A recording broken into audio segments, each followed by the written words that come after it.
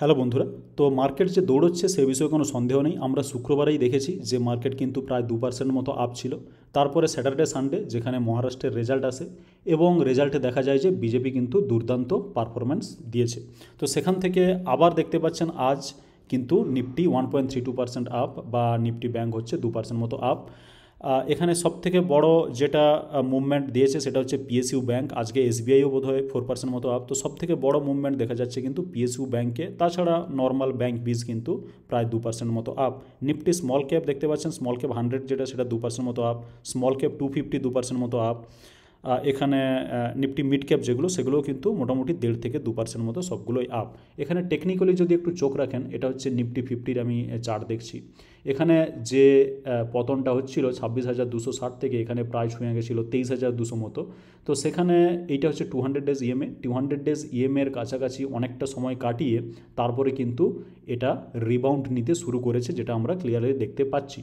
হয়তো এই জায়গায় মানে 24,500 মতো দাঁড়াচ্ছে, এখানে হয়তো কিছুটা রেজিস্ট্যান্স ফিল হতে পারে। এবার এটাই দেখার যে এটাকে ব্রেক করে বা এখানে কিছুটা টাইম পাস করে ব্রেক করে আবার ওপরে যায়, নাকি এখান থেকে কিছুটা আবার রিট্রেসমেন্ট হয় বা ব্যাক করে আসে, সেটাই দেখার। তো এখানে মার্কেটের সবথেকে বড় যেটা ইম্পর্ট্যান্ট এবং ব্রেকিং নিউজ আমি বলবো সেটা হচ্ছে এফআইআই ডেটা।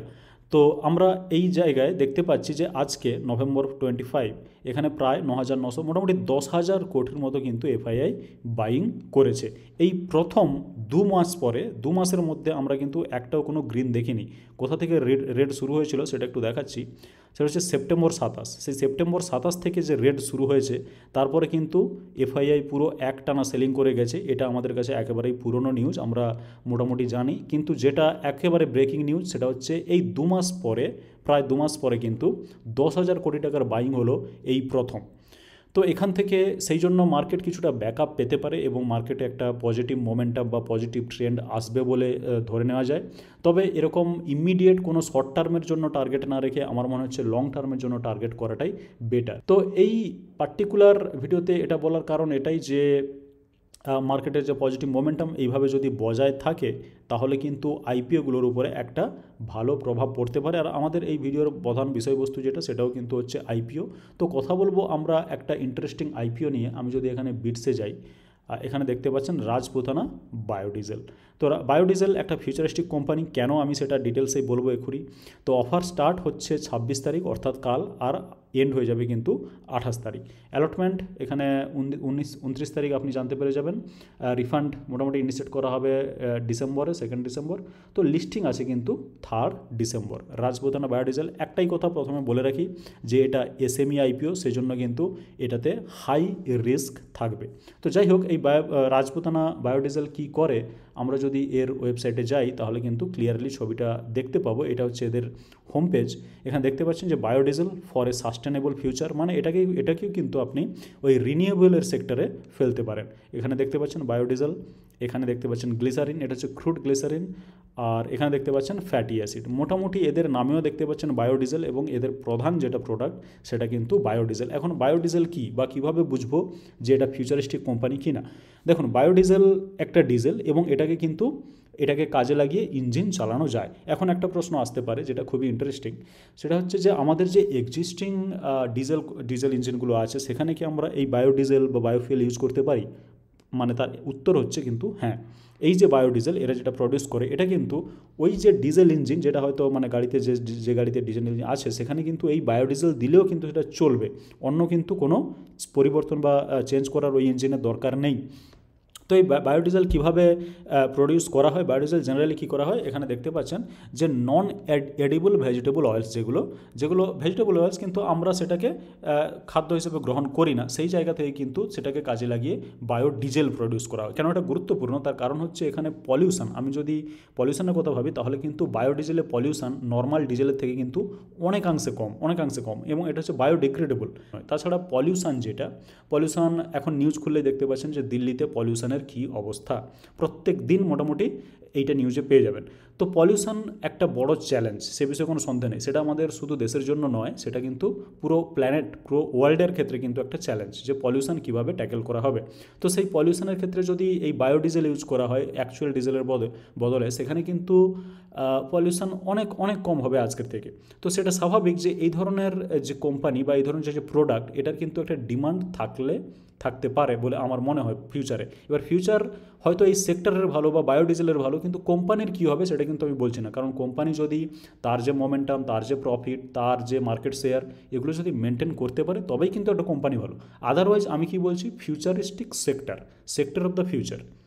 তো এখানে অনেকেই, মানে আমি যখনই বলি সেক্টর অফ দ্য ফিউচার, তারা হয়তো কোম্পানিকে বলে নেয় যে এর ফিউচার ভালো, সেটা কিন্তু না, সেটা বুঝলে চলবে না। এটা কিন্তু সেক্টর হিসেবে খুব ভালো, ফিউচারের সেক্টর। তবে এই কোম্পানির পারফরমেন্স দেখার জন্য আমরা কিন্তু চলে যাব স্ক্রিনারে, রাজপুতানা বায়োডিজেল। তো দেখতে পাচ্ছেন স্টক পিটা হচ্ছে 14.2, এটা একদম ছোট্ট মার্কেটকে, মানে ছোট্ট সাইজের 66 crore। আর এখানে যদি আপনি পিয়ার কম্প্যারিজন করেন, এখানে অ্যাকচুয়ালি পিয়ার কম্প্যারিজন কিছু হয় না, কারণ জিএমআর এয়ারপোর্ট, তারপরে সাইজিলিটি বা সিএমএস ইনফো, এদের সঙ্গে কিন্তু কোনো কম্প্যারিজন হয় না। কেন দেয় আমার কোনো ধারণা নেই। যাই হোক, এখানে দেখতে পাচ্ছেন 22, 23, 24 লাস্ট 3 বছরের যদি আপনি দেখেন, এটা মার্চ কোয়ার্টার, এখানে কিন্তু নেট প্রফিট 0.20।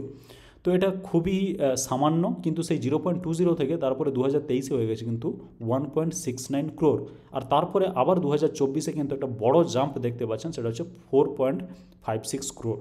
তো সেখানে প্রফিটটা বুঝতে পারছেন, প্রফিট কিন্তু লাগাতার আসছে। আমরা যদি একদম টাইম লাইন দেখে নিতে চাই, তো টাইম লাইন দেখার জন্য আমরা এখানে এলাম, রাজপুতানা বায়োডিজেল লিমিটেড আইপিও এখানে দেখতে পাচ্ছেন। এটা হচ্ছে একদম ছোট্ট ইস্যু সাইজ, ইস্যু হচ্ছে মাত্র 24.70 crore, মানে প্রায় 25 crore মতো।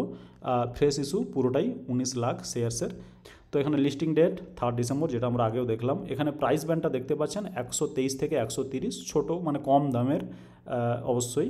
টোটাল ইস্যু সাইজটা দেখতে পাচ্ছেন যে 24.70 crore, আর একদম 100% ফ্রেশ ইস্যু, যেটা একটা পজিটিভ, যে কোম্পানি থেকে মাল বিক্রি করে কেউ বেরিয়ে যাচ্ছে সেরকম কিন্তু নয়। এখানে আপনি দেখতে পেলেন যে রেশিওগুলো কিন্তু এখানে খুব একটা ক্যালকুলেট করে দেওয়া নেই এই ক্ষেত্রে, আরওসি বা আরওই, কিন্তু আমরা এই পেজ থেকে একটু রেশিওর ইনফরমেশানও কিছুটা পেয়ে যেতে পারি। তার আগে দেখে নিন যে রিটেল শেয়ার, যেটা রিটেল কিন্তু পাবে 35%।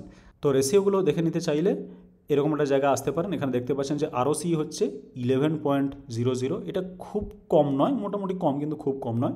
ডেট টু ইকুইটি হচ্ছে 1.26, এটা আরেকটু কম হলে ভালো হতো। তো এই ধরনের যেগুলো মানে কোনো প্রোডাক্ট ম্যানুফ্যাকচারিং, যেটা এই ধরনের বিজনেসে একটু ডেট টু ইকুইটি কম হলে ভালো। এবার যদি সেটা কোনো ফাইন্যান্সিয়াল সেক্টরের স্টক হয়, সেখানে কিন্তু ডেট টু ইকুইটি যেটা 3 থেকে 4ও হতে পারে কিন্তু।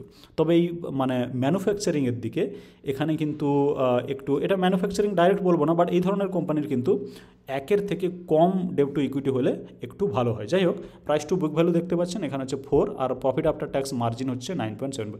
সেখানে আমি যেটা বলবো যে দুর্দান্ত প্রফিট এরকম কিছু দেখাচ্ছে বা দুর্দান্ত রেশিও দেখাচ্ছে, সেটা কিন্তু নয়, তবে নর্মাল। তবে পি রেশিওটা একটু কম রাখা হয়েছে, সেটা হচ্ছে মাত্র 14 পিতে কিন্তু আসছে। এখানে আরেক ঝলক মোটামুটি প্রফিটটা দেখে নিতে পারেন। প্রফিট আফটার ট্যাক্স যেটা, সেটা হচ্ছে 19.97, 168, 452, এটা হচ্ছে 22, 23, 24 মার্চ কোয়ার্টারে।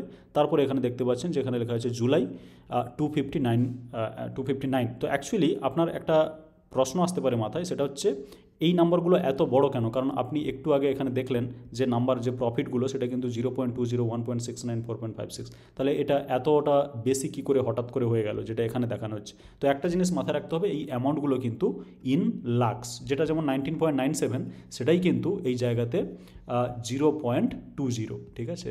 তো বাকি যেখানে দেখতে পাচ্ছেন যে 168 যেটা বা 452 যেটা, সেটা কিন্তু এই জায়গাতে 1.69 আর 4.56। তো যাই হোক, এই কনফিউশনটা আশা করি থাকবে না, কারণ এগুলো হচ্ছে লাক্সে দেওয়া। তো বাকি আমি বলবো যেটা, সেটা হচ্ছে এটা এসএমই একটা আইপিও। সেক্ষেত্রে আপনাদের প্রথম সাবধানতা অবলম্বন করতে হবে।